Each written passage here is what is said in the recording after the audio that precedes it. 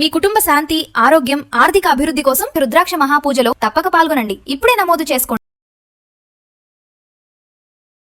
నమస్తే రమ్మగారు. నమస్తే జయ. రమ్మగారు, శని త్రయోదశికి కొంచెం ప్రత్యేకమైన స్థానం ఉంది. అసలు మిగతా దేవుళ్ళకి, సాయిబాబాకి కొంతమంది భక్తులు, వెంకటేశ్వర స్వామికి కొంతమంది భక్తులు, అమ్మవారికి కొంతమంది భక్తులు మనకి కనిపిస్తారు. పరమ భక్తుల కథలు కూడా మనం కొన్ని చెప్పుకుంటూ ఉన్నాం. కానీ శనీశ్వరుడికి ఇలాంటి భక్తులు ఉన్నారా?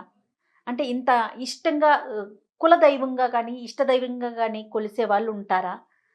ఆయన పేరు అనగానే చాలామంది భయపడిపోతూ ఉంటాం.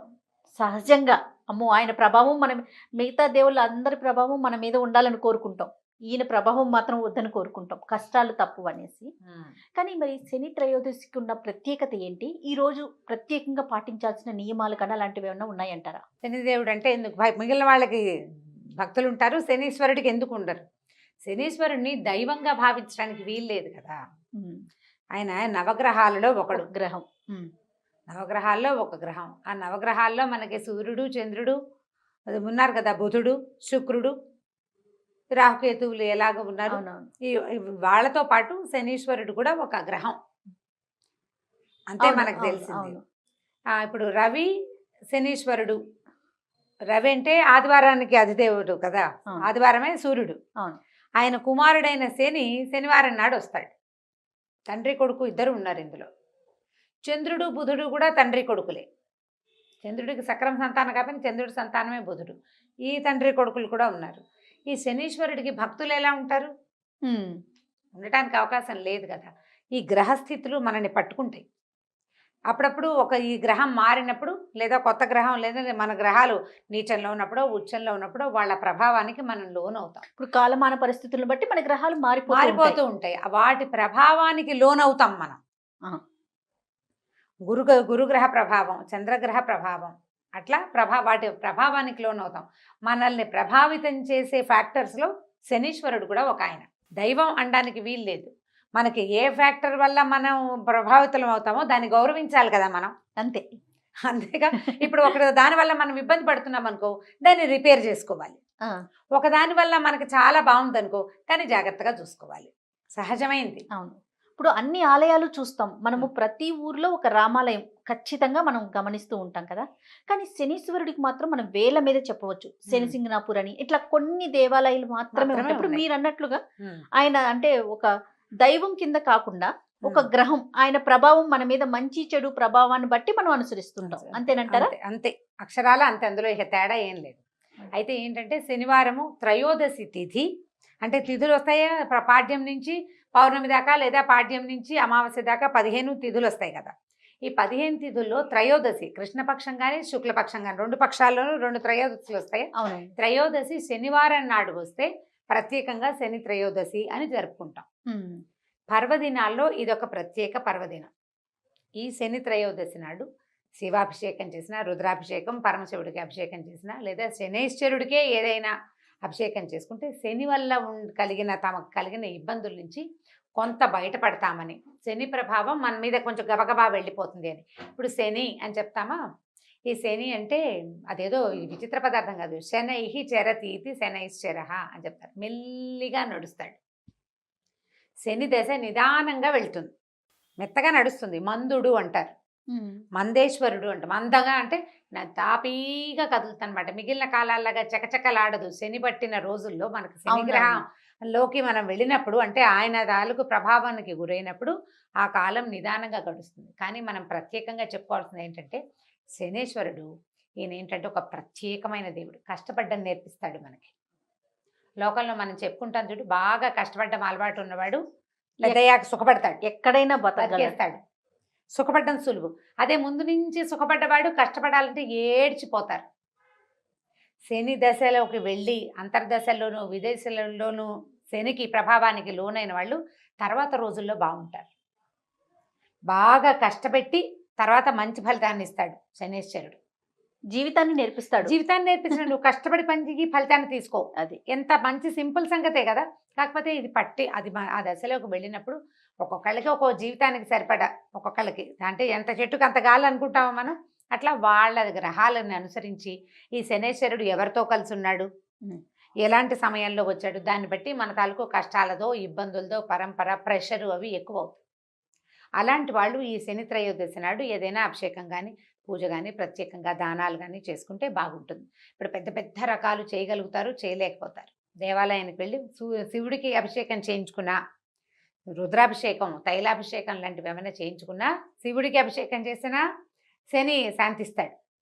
శనికే ప్రత్యేకంగా చేసుకోగలిగితే ఇంకా బాగుంటుంది. దేవాలయాల్లో నవగ్రహ మండపాల్లో శనేశ్వరుడు ఉంటాడు. శనివారం నాడు నల్లటి వస్త్రం, నల్లటి నువ్వులు, నీలం కూడా నలుపు నీలం ఆయనకి ఇష్టమట, నువ్వుల నూనె, నల్ల నువ్వులు, నల్లటి వస్త్రాలు వీటిని దానం చేయటం, గొడుగు, నల్లటి గొడుగు అవి కూడా దానం చేస్తే ఎవరికైనా ఉపయోగపడేందుకు ఆ వస్తువుని ఇస్తే కనుక దానివల్ల మనకి కొంత ప్రయోజనం చేకూరుతుంది. శని దశల నుంచి బయటపడతాం. ఈ సంవత్సరం మన కార్తీక మాసంలో 2 శని త్రయోదశులే వచ్చినాయి. ఆల్రెడీ ఒక శని త్రయోదశి శుక్లపక్షంలో అది వెళ్ళిపోయింది. కృష్ణపక్ష శని త్రయోదశి నెల కూడా చివరికి వచ్చేస్తుంది కదా. అవునండి. ఈ నెల కాలం అంతా అంటే ఈ త్రయోదశికి ముందు దాదాపుగా 27 రోజులు అయిపోయినాయి కదా. ఏమీ చేసుకోలేకపోయిన వాళ్ళు కూడా శని త్రయోదశి నాడు కనుక ఆ శివాలయానికి వెళ్ళి కాస్త రుద్రాభిషేకం లాంటివి ఏమైనా చేయించుకుని, శనికి కూడా మనకి ఏదైనా అవసరం ఉంటే ప్రత్యేకంగా చేయించుకుంటే శనేశ్వరుని సమస్య తగ్గుతుంది. మనకి కార్తీకంలో ఈ రుద్రాభిషేకం, శివాలయ దర్శనము, శివాలయంలో ప్రాంగణంలో దీపం వెలిగించిన ఫలితం ఇవన్నీ దక్కుతాయి. చివరి రోజుల్లో అయినా కూడా ఆఖరి రోజునైనా మనం దాన్ని యూటిలైజ్ చేసుకోవచ్చు. మంచి పద్ధతి. అయితే ఈ శనేశ్వరుడి సంగతి మీకు డౌట్లు ఉన్నాయి ఇంకా? అదే అసలు ఈయన పుట్టుక, ఈయన క్యారెక్టర్ అంటే ఈయన మనస్తత్వం ఏంటి, వాటి గురించి తెలుసుకోవాలని ఒక ఆసక్తి రమ్మగారు. 2 చాలా సింపుల్ కథ ఇది. సూర్యుడికి సౌమ్యాదేవని భార్య ఉండేది.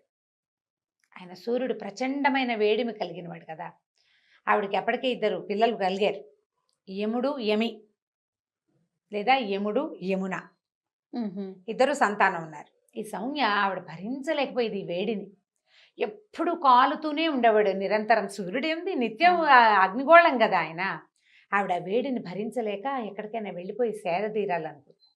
ఏం చేసిందట, తన ఛాయ, తన నీడని తీసి, నీడని నా బదులు భర్తతోటి ఉండమని నీడని అక్కడ పెట్టి ఆవిడ వెళ్ళిపోయింది సౌమ్యాదేవి. వెళ్ళిపోయి ఏంటంటే ఆవిడ వేడిని భరించలేక సముద్ర తీరంలో విహరిస్తూ ఉండిపోయింది అనమాట. ఈ ఛాయాదేవి ఇక్కడ ఉండిపోయింది. ఈ ఛాయకి కూడా క్రమంగా సంతానం కలిగారు. ఈ మన శని తపతి ఒక కూతురు కొడుకు కలిగారు. అయితే ఈవిడ ఏం చేసేది, ఏదైనా ఒక సందర్భం వస్తే తన పిల్లల్ని ముద్దుగా చూసుకుని పెద్దవిడ కొడుకుని దెబ్బేస్తుండేది. ఏముండి కేకలేసేసరికల్లా ఆయన దుఃఖిస్తూ చిన్నపిల్లాడు అప్పటికి తండ్రికి చెప్పాడు సూర్యుడికి, ఇవి నన్ను కేకలేస్తున్నాను, ఎందుకు నువ్వు ఇట్లా తేడాగా ప్రవర్తిస్తావు, ఎందుకు ఇట్లా ప్రవర్తిస్తున్నావు, పెద్ద పిల్లాన్ని ఇట్లా అంటున్నావని ఆయన తీక్షణంగా చూసేసరికల్లా ఆవిడ బెదిరింది. భయపడేసరికల్లా ఆయనకి ఇది బెదురుతోంది, ఎందుకు ఈమె బెదురుతోంది అని ఒక దృష్టి ఆమె మీద సరిగ్గా సారించేసరికి ఈమె సౌమ్య కాదు అని తెలిసిపోయింది. ఆయన ఛాయాదేవని తెలిసిపోయింది. దాంతో ఈయన ఏం చేశాడు, సౌమ్య ఎక్కడుందో చూసుకుని ఆవిడ ఒక గుర్రం రూపంలో సంచరిస్తుంటే అక్కడికి వెళ్ళి ఆమెను శాంతింపజేసి నీతో చల్లగా ఉంటానని ప్రామిస్ చేసి అప్పుడు ఈయన కూడా గుర్రం రూపంలో వెళ్ళాడట అక్కడికి. అశ్విని దేవతలు కలిగారు, గుర్రం ముఖాలు ఉన్నవాళ్ళు, దేవ వైద్యులు అని చెప్తారు వాళ్ళని. ఇప్పుడు ఇక్కడ సౌమ్య ఛాయాదేవికి కలిగిన సంతానమే ఈ శనేశ్వరుడు. అతను స్పీడ్గా నడిచేవాడు కాదు, నిదానంగా ఉండేవాడు. తండ్రికి పెద్దగా నచ్చుబాటు అయ్యేది కాదు. ఈ రవికి శనికి పడదంటారు గ్రహాల రీత్యా కూడా. చంద్రుడికి బుధుడికి పడదు, రవికి శనికి పడదు. తండ్రి కొడుకులు కదా, తండ్రి కొడుకులే కదా, కానీ వీళ్ళిద్దరికి పడదని ఒక మాట చెప్తూ ఉంటారు. పూర్తిగా నాకేం జ్యోతిష్యం వ్యవహారం పెద్దగా తెలీదు, ఏవో చదువుతుంటాం కదా, అప్పుడు కనపడుతూ ఉంటుంది అనమాట. తండ్రి కొడుకే ఈ వారంలో మొదటి రోజుకి ఆయన అధిపతి అయితే చివరి రోజుకి ఈయన అధిపతిగా ఉంటాడు. మనకి హోరాకాలాలని లెక్క పెడతారు. రోజు పొద్దు నుంచి సాయంత్రం దాకా హోరలు మారుతూ ఉంటాయి, రవి హోర శని హోరలు రకరకాల హోరలు. ఆ వారం రోజున మొదటి హోర వాళ్ళదనమాట. 1 గంట 10 నిమిషాలు ఏదో చిన్న సమయం. ఈ సమయంలో ఈ లైన్ రోజంతా హోరలు మారుతూనే ఉంటాయి. శని హోర అయిన తర్వాత మళ్ళీ రవి వస్తాడు కాబోలు, మరి అంతేగా జరగాలి. శనివారం అయ్యాకే కదా వచ్చేది. నాన్న వెనకాలే కొడుకుంటాడు ఇప్పుడు, అదే కనిపిస్తుంది. అయితే ఇది ఇంతే కదా. ఆ తర్వాత ఈయన గ్రహాలకి అధిపతులుగా వీళ్ళు మారారు. తర్వాత కాలంలో ఈ గ్రహాలు వీటన్నిటిని సెపరేషన్ జరిగినప్పుడు ఆయన ఒకదానికి అంటే ఈ మానవుల జాతకాల్లో లేదా మానవుల స్థితిగతులలో ఒక స్థితికి ఆయన, ఇంకొక స్థితికి ఈయన అధిపతులుగా మారారు. నువ్వు మానవ జీవితం తీసుకో, పుట్టిన దగ్గర నుంచి మరణించేదాకా అంతా మనకు తెల్లంగా కనపడుతుందా? కనపడదు. ఇవాళ ఇక్కడ ఎక్కడో పూరి గుడిసెలో మారుమూల ఇంత పిల్లవాడు పుడితే వాడు మహారాజు అయిపోతాడు. ఇక్కడి నుంచి ఇక్కడికి వెళ్ళే ప్రయాణం ఉంది కదా, ఈ ప్రయాణపు స్థితిగతులన్నిటినీ గ్రహాలే నడుపుతాయి. రోజులు నడుపుతాయి, సంవత్సరాలు నడుపుతాయి. మనుషులు నడిపేది ఏముంది? ఈ గ్రహాలు, ఈ రోజులు, ఈ ఋతువులు, తర్వాత ఇవన్నీ కలిసి మనుషుల్ని ఆ వైపుగా ప్రేరేపిస్తాయి. ఈ పేదింటి వాడు ప్రైమ్ మినిస్టర్ అవ్వడానికి ఇక్కడి నుంచి ఈ మధ్యలోది ఆయన ఏదో శ్రమపడ్డాడు, అది చేసాడు, ఇది చేసాడు, అవన్నీ అందరూ చేస్తారు. ఈ పర్టికులర్ వాడే ఇక్కడి నుంచి అక్కడికి ఎట్టా వెళ్ళిపోయాడు? యోగం. ఆ యోగాన్ని పట్టించేవే ఈ గ్రహాలు, ఈ కాలం. ఇప్పుడు ఈ కాలం ఇవాళ నా పుట్టుక, నా మరణం దాకా ఉన్న కాలం, ఇంతకుముందు నేను పుట్టినప్పుడు ఉంది, అంతకుముందు పుట్టినప్పుడు ఉంది, రేపు పుట్టబోయేటప్పుడు ఉంటుంది. కాలమే మన మొదటి రోజు, మొదటి పుటక నుంచి మనం ఫస్ట్ ఒక చిన్న చుక్కగా భూమి మీద మొట్టమొదట భగవంతుడు మనని పుట్టించినప్పటి నుంచి, తర్వాత మన సంవత్సరాలు మారుతున్న కొద్దికి, మన జన్మలు మారుతున్న కొద్దికి మనతోటే ఉంటుంది. ఆ కాలమే మనకి సాక్షి. అంతే. భగవంతుడు కాలస్వరూపుడు. ఆయన చూస్తూ ఉంటాడు. నీ కిందటివి, ఆ కిందటివి నువ్వు చేసిన తాలూకు వాటి ఫలితాలని ఈ జన్మలో నువ్వు మారుమూల ఇంట్లో పుట్టినా నిన్ను ప్రైమ్ మినిస్టర్ని చేస్తాయి.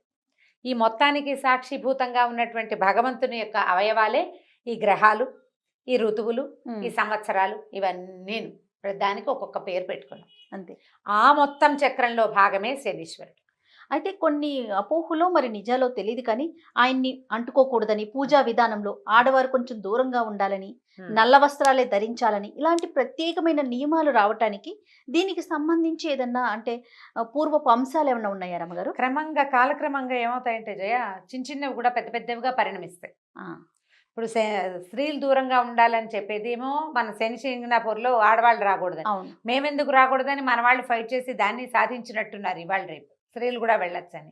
మొదట్లో వెళ్ళి దగ్గరికి వెళ్ళి చేసేవాళ్ళు. ఈ మధ్య కాలంలో ఒక 4-5 ఏళ్ళ నాడు నేను వెళ్తే ఇక్కడెక్కడో నూనె పోస్తే చాలా గొట్టాల ద్వారా వెళ్ళి అక్కడ పడుతుంది ఆయన మీద. దగ్గరికి వెళ్ళేది అయితే ఇప్పుడు లేదు. మరి ఆడవారండి ఎవరు లేరు, అందరూ దూరంగా ఉండేదే. ఏదో పూజారి ఎవరో చేస్తారు. ఇవి ఏంటంటే ఇది పూర్వకాలపు విధానం. అంటే పూజా విధానాలు అవి మగవాళ్లే చేసుకునేవాళ్ళు. అన్ని జాతుల వాళ్ళు పూజలు చేసేవాళ్ళు కాదు ఇదివరకు. ప్రత్యేకంగా ఒక కల్టే పూజ చేసేది. అందులో ఆడవాళ్ళు ఇల్లు వాకిలి పనులు పాటలతోటి సతమతం అవుతుంటే మగవాళ్ళు ఆ పని చేసేవాళ్ళు. బహుశా అలా వచ్చిందేమో. అలా వచ్చింది, అట్లా వచ్చి ఉండొచ్చు. అంతకంటే తీవ్రంగా ఉందని అనిపించదు. అయితే ఏంటంటే ఈయనకి నలుపు ముదురు నీలము ఇష్టం. ఆయనకి నచ్చేలాగా ప్రవర్తించడం అన్న అంశం కోసం నల్లటి బట్టలు చెప్తారు. ఆయనకు సమర్పించేది నల్లటి వస్త్రమే. నువ్వుల నూనె సమర్పిస్తారు, నువ్వుల నూనె సమర్పిస్తాము. ఆయనకి ప్రీతి, ఆయనకి నచ్చు. తైలం ఇష్టం, ఆయనకి తైలం ఇష్టం, నువ్వుల నూనె అంతే. నువ్వుల నూనె ప్రత్యేకం, అందుకని నువ్వుల నూనె సమర్పిస్తారు. ఇప్పుడు అదే, ఇప్పుడు నా దగ్గర నీకు పని ఉంది, నాకు నచ్చింది ఇస్తావా, నీకు నచ్చింది ఇస్తావా? నాకు నచ్చింది ఇస్తే మీరు పని ఎలా చేస్తారు? అదే కదా, సేమ్ అదే పాయింట్ ఇక్కడ.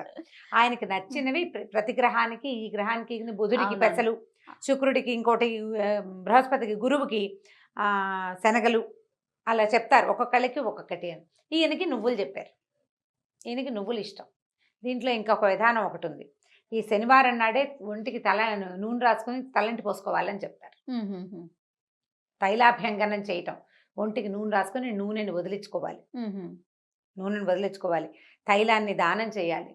తర్వాత తిలలు దానం చేయాలి. నువ్వులు ఆ రోజున ఎవరి చేతిలో నుంచి తోటకూర విసేని అంటారు. అవును. ఇనప వస్తువులు, నువ్వులు, నూనె ఇంకొకరి చేతిలో నుంచి తీసుకోకూడదు. బజార్ వెళ్ళి కొనుక్కోకూడదు. మనం చెయ్యకూడని ప్రతి పనికి కూడా శని ప్రభావం ఉంటుంది, శని పట్టుకుంటుంది, జనరల్ లాంగ్వేజ్ లో మనం వాడేది. అలా చెప్పి ఆ పనుల నుంచి మనల్ని అవాయిడ్ చేసే కార్యక్రమాలు జరుగుతూ ఉంటాయి. ఎందుకంటే నువ్వు కష్టపడాల్సి వస్తావు, నువ్వు కష్టపడతావు. ఆయన పని చేయిస్తాడు నీతోటి, అంతే. నువ్వు ఎక్కువ శ్రమతోటి తక్కువ ఫలితం ఇస్తాడు. నువ్వు శ్రమ పెంచిన కొందికి ఫలితం కనిపిస్తుంది. నువ్వు ఇంత కష్టపడతావు కాబట్టి వద్దంటారు, కష్టాలు ఎక్కువ అవుతాయని. నిజానికి శని చెడ్డవాడని అనడానికి వీల్లేదు. కష్టే ఫలి అనేది నీకు నేర్పిస్తాడు. ఆయన వెళ్తూ మంచి చేసి వెళ్తాడు. అవునంట. నీకు కష్టపడ్డాన్ని నేర్పిస్తే ఉత్తరోత్తర నువ్వు హాయిగా ఉంటావు. ప్రతి జీవి మీద ఆయన ప్రభావం ఉంటుందని ఉంటుంది. వింటాం కదా రమ్మగారు. ఉంటుంది. ప్రతి జీవి మీద ఆయన ప్రభావం ఉంటుంది. ఆఖరికి దేవాధిదేవుడైన పరమేశ్వరుడు కూడా ఈయనకి లొంగిపోయాడని ఆ, అలాంటి బోల్డన్ని పురాణ గాథలు ఉన్నాయి. ప్రధానమైంది శనివారం నాడు తైలాభ్యంగనం ప్రాక్టీస్లో పెట్టుకోవాలి ఎవరైనా. దానివల్ల 2 బెనిఫిట్స్ చెప్దాం చూడు. ఇప్పుడు శనికి ప్రభావము అవన్నీ నువ్వు లోన్ అవ్వవు, నీకు లేవు అవేవి. నూనె రాసుకుని స్నానం చేయటం వల్ల ఫ్రెష్గా అవుతావు. రిఫ్రెష్ ఇంట్లో అయిపోతాం. నుంచి బద్ధకం తగ్గుతుంది. కొవ్వు అక్కడక్కడ ప్యాక్ చేయబడి ఉన్నది మూవ్ అవుతుంది. నువ్వు అలవాటుగా చేస్తావు, శుభ్రంగా ఉంటావు, ఆరోగ్యానికి మంచిది. ఇది మంచిదే కదా. ఆరోగ్యమే మహాభాగ్యం మహాభాగ్యం. ఇవాళ రోజుల్లో. అవును. కాబట్టి తైలాభ్యంగనం శనివారం నాడు నెత్తికి నూనె పెట్టుకోవటం, చెవిలో కొంచెం నూనె వేసుకోవటం, చిన్నపిల్లలకి ముక్కులో చెవిలో కూడా నూనె వేయటం. వేయటం. మరి చంటి బిడ్డలకి డాక్టర్లు వద్దంటే మానేయండి, కానీ కాస్త పెద్దవాళ్ళకి వేయచ్చు, పర్వాలేదు. చక్కగా బాగా నువ్వుల నూనె ఒంటి కంటేలాగా మర్దం మర్దం చేసుకోవటం, సున్నిపిండి పెట్టి చక్కగా దాన్ని వదిలించుకోవటం, బాగా నలుగు పెడితే చర్మం కాంతి తేరుతుంది. దానివల్ల మీకు ఉత్సాహం వస్తుంది, మంచి నిద్ర పడుతుంది. మర్నాడు ద్విగుణీకృత ఉత్సాహంతో పనిచేస్తారు మీరు. మర్నాడు రవి కదా వచ్చేది, రవి నాటికి Sunday. స్పీడ్గా ఉంటారు, పని చేయడానికి సిద్ధంగా ఉంటారు. అందుకని ఈ శనివారం నాడు ఇది చేసుకోవాలి. ఇవి మంచి పనులు. ఈ రోజున గనక మనం శని త్రయోదశి నాడు గనక ఏ చిన్న దైవ కార్యక్రమం చేసినా అది ద్విగుణీకృతమైన ఫలితాన్ని ఇస్తుందని చెప్తారు. కొన్ని వస్తువులు కొనుక్కోకూడదు అని పెద్దవాళ్ళు చెప్తే ఎందుకు అని అనకుండా మానేస్తే సరిపోతుంది. ఇవి చేయనాయినా అని చెప్పారు, ఎందుకు అని అడద్దు, చేసేయండి. చేసేస్తే వచ్చే మంచి ఏదైనా వస్తుంది, లేకపోతే పనైనా అవుతుంది కదా, కనీసం పనైనా అవుతుందిగా. కాబట్టి చేసుకోవచ్చు. ఈ శని త్రయోదశి ఇంకొక ఉంది కదా ఈ నెలలో, ఆ, కార్తీక మాసము, శని త్రయోదశి, శనివారం. శనివారము త్రయోదశి అవును. విశేషమైనది. కాబట్టి ఆ ఒక్క రోజైనా ఈ నెలంతా వెళ్ళలేకపోయినా శివాలయ దర్శనం తప్పనిసరిగా చేయండి. మనకి శని దశ ఉన్నా లేకున్నా లేకపోయినా కూడా శివాలయ దర్శనం చేయటము, రుద్రాభిషేకం చేసుకోగలిగితే చేసుకోవటం, లేకపోతే కనీసం స్వామిని దర్శించి తీర్థప్రసాదం స్వీకరించుకోవటం, విభూది తీసుకోవటము, దేవాలయంలో ఒక దీపారాధన చేయటం. దానివల్ల ఏవైనా గ్రహదోషాలు ఉంటే అవి సమసిపోతాయి. శివానుగ్రహం, అఖండమైన ఐశ్వర్యము లభిస్తుంది. శివాలయ దర్శనం అత్యద్భుతమైనది త్రయోదశి నాడు. తప్పకుండా రమ్మగారు.